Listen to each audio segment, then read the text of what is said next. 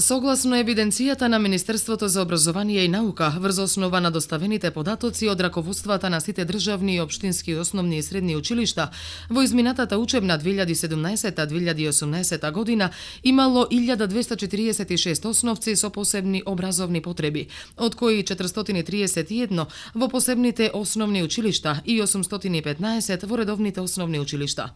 Настава посетуваат и 525 средношколци со посебни образовни потреби,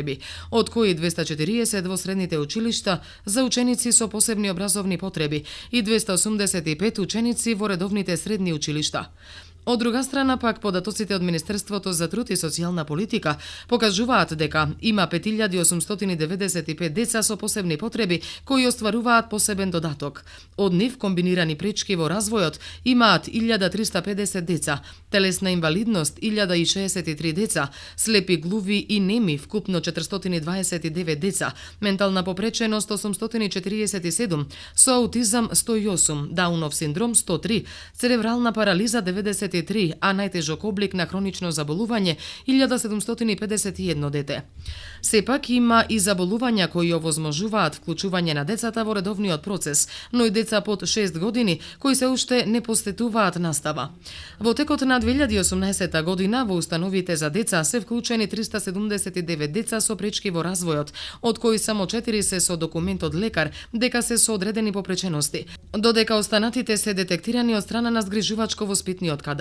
Од УНИСЕФ сметаат дека квалитетното образование може да се постигне само кога секое дете, вклучувајќи ги и децата со попреченост, одат на училиште и добиваат инклузивно квалитетно образование, кое им обезбедува знаење потребно за живот. Иако има напредок во подигнувањето на јавната свест, и натаму треба да се работи на тоа. Претходно само 4% од родителите сметале дека деца со попречености треба да учат заедно со нивните деца, а сега тој процент е шестократно зголемен и 24% од нив имаат позитивен став за ова прашање.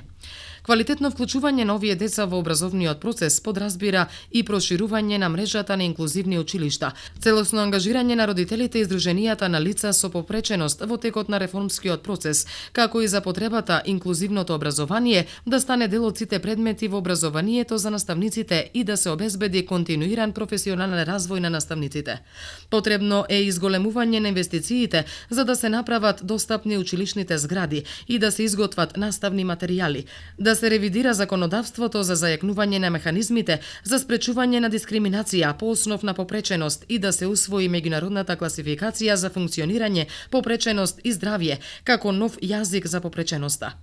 Потребно е и дефинирање на улогата за дефектолозите и специјалните училишта да се трансформираат во ресурсни центри со цел да се поддржат наставниците во редовните училишта. Од Министерството за труд и социјална политика велат дека со цел воспоставување подобри услови и овозможување на пристап на сите деца, а особено и на децата со попреченост и нивно вклучување во предучилишните установи, во изминатиот период започнал процес на вработување на стручен кадар со цел пополнување на соодветните стручни тимови: педагог, психолог, дефектолог, логопед и социјален работник. Од Министерството за образование и наука сметаат дека постојниот систем е добар, но ти може да се унапредува и подобрува, а подсетуваат дека овие деца добиваат стипендии, ослободени се од партиципација за сместување до ученички и студентски домови. Се набавува асистивна технологија, се зајакнуваат стручните служби, психолози, педагози и дефектолози, а се обезбедени и персонални асистенти. Од Министерството за образование планираат измени на Законот за основно образование, кои предвидуваат на ниво на паралелка во редовно основно училиште да се запишат до 2 ученика со посебни потреби. Специјалните училишта да добијат дополнителна дејност, да станат ресурни центри со можност за мобилност на веќе постоечкиот искусен кадар.